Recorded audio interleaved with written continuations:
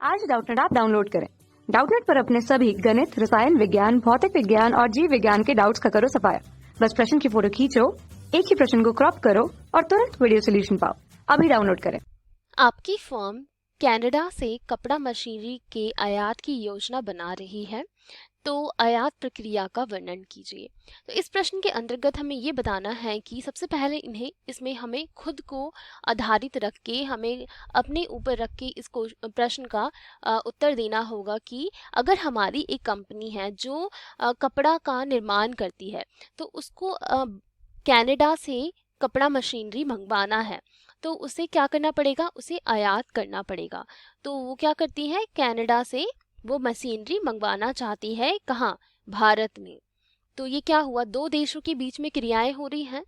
तो इसको ही हम दो देशों के बीच में जो प्रक्रिया होती है, अगर हम भारत में कोई वस्तु को किसी दूसरे देश से मंगवाना चाहते हैं, तो उसे हम क्या कहते हैं, उसे हम आयात कहते हैं।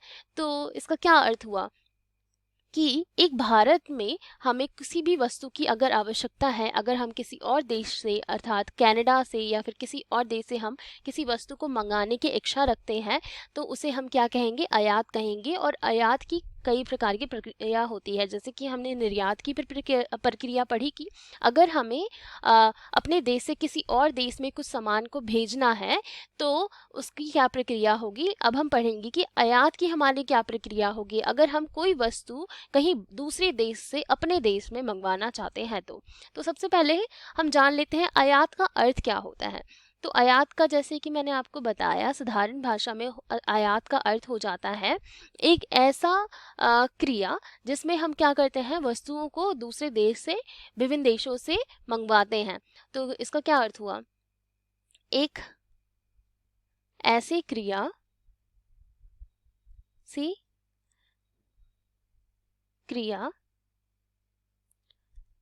जिसमें एक देश के व्यावसायिक उपक्रम दूसरे देश से मंगवाना चाहते हैं। व्यावसायिक उपक्रम अपनी वस्तु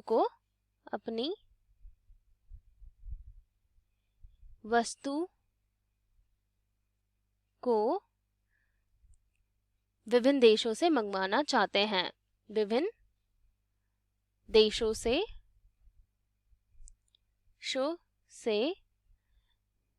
खरीदते हैं या फिर मंगवाते हैं,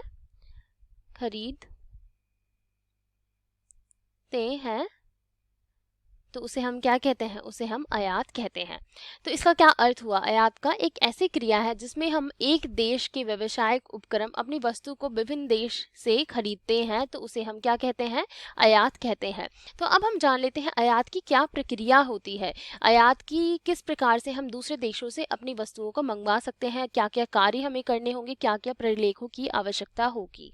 तो आयात की बहुत ही ज़्यादा प्रक्रिया होती है। तो आयात की हम प्रक्रिया सबसे पहले देख लेते हैं। आयात की प्रक्रिया जो कि निम्न प्रकार से होगी, और इसको हम विस्तार से भी पढ़ लेंगे। तो आयात की प्रक्रिया में सबसे पहला क्या कार्य आ जाता है, आयात की प्रक्रिया में हम सबसे पहले क्या बनवाते हैं, लाइसेंस बनवाते हैं। एक व्यावसायिक उपक्रम को अपनी वस्तुओं को बाहर से खरीदने के लिए सबसे पहले क्या करना पड़ता है, लाइसेंस बनवाना होता है। तो सबसे पहला क्या कार्य हो गया हमारा, लाइसेंस जारी करवाना।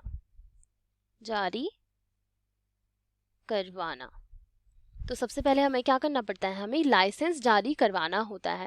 और लाइसेंस जारी करवाने के लिए भी हमें आयातकों को 3 वर्गों में, 3 श्रेणियों में बांटा गया है। सबसे पहला तो इसमें क्या हो जाएगा, सबसे पहली श्रेणी हमारी आ जाएगी वास्तविक उपयोगकर्ता।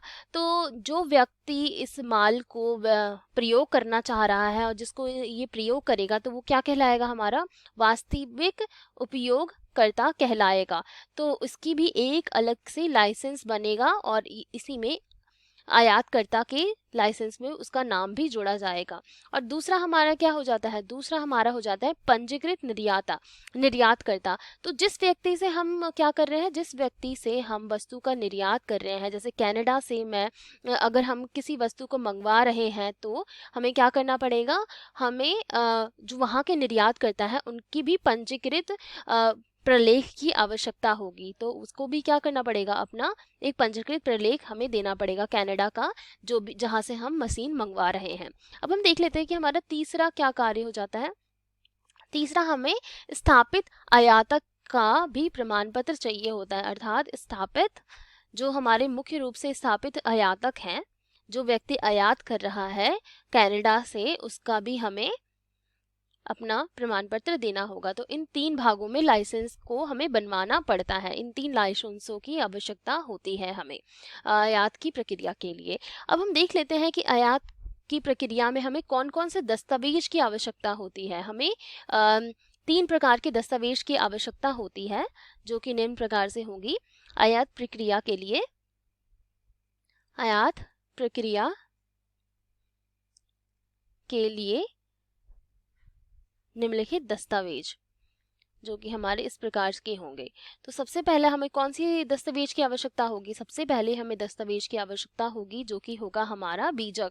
जैसे कि हम निर्यात में भी पढ़ा था कि हमें बीजक की आवश्यकता होती है। बीजक में हमारा क्या क्या चीज़ें आ जाती हैं, बीजक में हमारी वो सारी चीज़ें लिखी होती हैं जो जो वस्तु को हम क्या कर रहे हैं, बाहर से मंगवा रहे हैं। तो बीजक हो गया हमारा सबसे पहले दस्तावेज। दूसरा क्या हो जाएगा, दूसरा हमारा हो जाएगा स्टेड लाइसेंस की कॉपी। अर्थात हम जो लाइसेंस देंगे जिसके द्वारा हमें ये प्रमाणित किया गया है कि हमने ये वस्तु को आयात कर रहे हैं दूसरे देशों से, तो उस लाइसेंस की हमें कॉपी देनी होगी किसी वस्तु के किसी वस्तु के आयात करने के लिए की कॉपी हमें देनी होगी। और साथ ही साथ अंत में हमें क्या देना पड़ेगा, अंत में हमें देना पड़ेगा लदान बिल। तो लदान बिल को भी हमने विस्तार से पढ़ रखा है कि लदान बिल का क्या अर्थ होता है। तो लदान बिल को भी हमें देना होगा। लदान बिल वो होता है जो हम एक वस्तु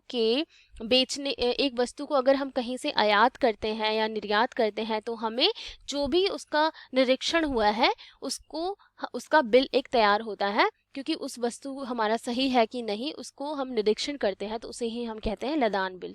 तो उसकी भी कॉपी हमें देनी होगी। तो ये हो गए हमारी प्रक्रिया, जो कि निम्न प्रकार से थी। सबसे पहले तो हमें क्या करना पड़ेगा, लाइसेंस जारी करना पड़ेगा, जिसमें हमारे 3 प्रकार के लाइसेंस आ जाएंगे। वास्तविक, उपयोगकर्ता, पंजीकृत निर्यातक का लाइसेंस और स्थापित आयातक का लाइसेंस। और हमें अंत में ये 3 दस्तावेज भी जमा करने होंगे अगर हमें कोई वस्तु को आयात करना है तो दूसरे देश से।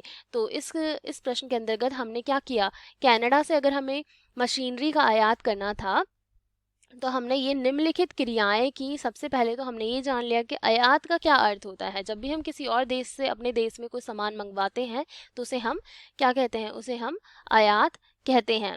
और आयात की हमने प्रक्रिया भी निम्न प्रकार से पढ़ ली कि इनकी क्या प्रक्रियाएं होती हैं।